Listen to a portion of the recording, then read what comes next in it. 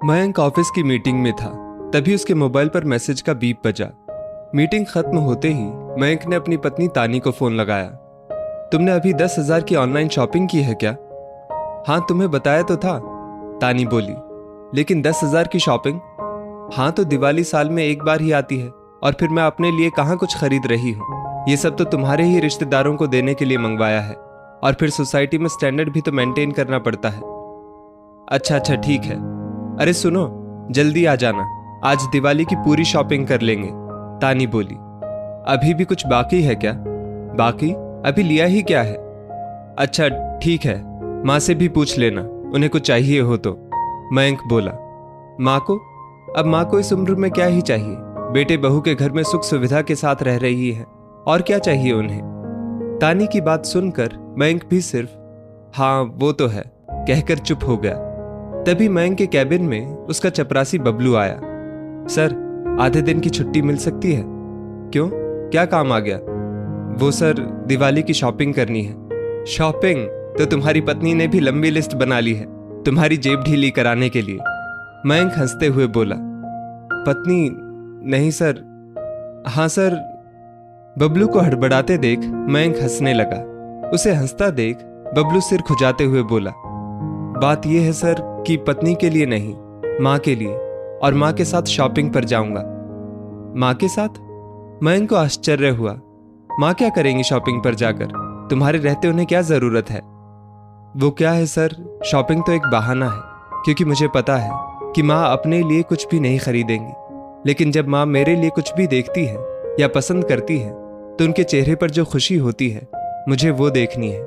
नए नए सामान को आश्चर्य से देखते हुए उनकी आंखों में जो चमक आती है, वो देखनी है। जब मैं बहुत जिद करके उन्हें अपनी पसंद की साड़ी दिलाता हूँ तो उनकी नम आंखों में अपने बेटे के लिए जो गर्व होता है, वो महसूस करना है। महंगाई की वजह से दिवाली में दिए बहुत कम लाता हूँ, लेकिन माँ जब उन दियों में प्रेम से बाती और तेल डालकर जलाती है तो उस लौ में माँ के चेहरे पर जो संतुष्टि होती है, वो मुझे धनवान होने की अनुभूति कराती है। वैसे तो मैं माँ के साथ ज्यादा वक्त नहीं बिता पाता। इस शॉपिंग के बहाने मैं और माँ एक दूसरे के साथ कुछ पल खुशी के बिता लेते हैं। मुझे भी ऐसा लगता कि मैं फिर से वही बचपन वाला बबलू हूँ, जिसे किसी चीज की कोई चिंता नहीं रहती थी। ये सब बताते बताते बबलू का भी चेहरा खिल गया। मयंक ने बबलू को छुट्टी दे दी और खुद भी घर चला गया। घर जाकर उसने माँ को भी तैयार होने को कहा। पहले तानी ने ना नुकुर किया, लेकिन बाद में मान गई। आज गाड़ी चलाते समय मयंक ने मिरर से देखा कि बाहर का नजारा देखकर माँ बहुत खुश हो रही है। शॉपिंग मॉल में घुसते ही खोने के डर से माँ ने मयंक का हाथ पकड़ लिया।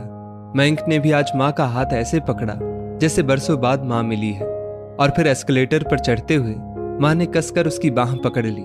मयंक ने माँ का हाथ थपथपाकर आंखों से ही माँ को कहा, डरो मत माँ, आपका बेटा साथ है ना। माँ ने भी मुस्कुराकर सिर हिलाया और बिना डरे एस्केलेटर पर चढ़ गई।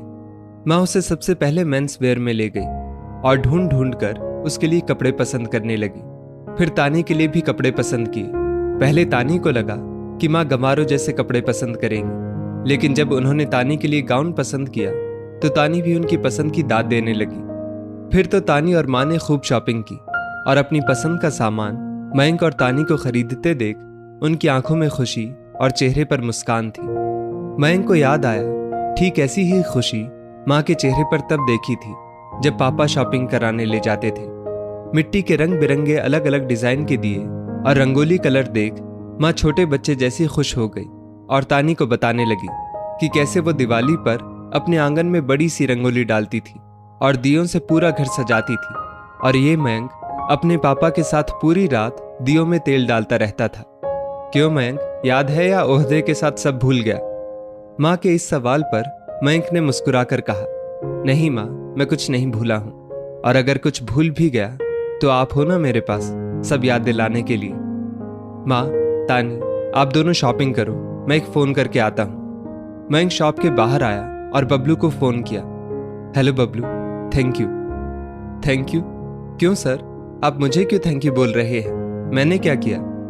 बबलू असमंजस में बोला, आज तुमने मुझे मेरी खोई माँ से मिलवा दिया।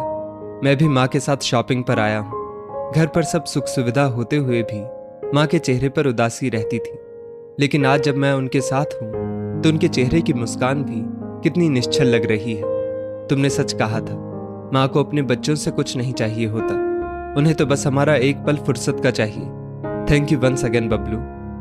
फोन रखकर मयंक वापस अपनी माँ के पास चला गया, फुर्सत के पलों को खास बनाने के लिए। दोस्तों, इस स्टोरी को लेकर आपकी क्या राय है, नीचे कमेंट करके जरूर बताइएगा, और ऐसी ही और भी बेहतरीन वीडियोस के लिए हमारा पेज जरूर फॉलो करें।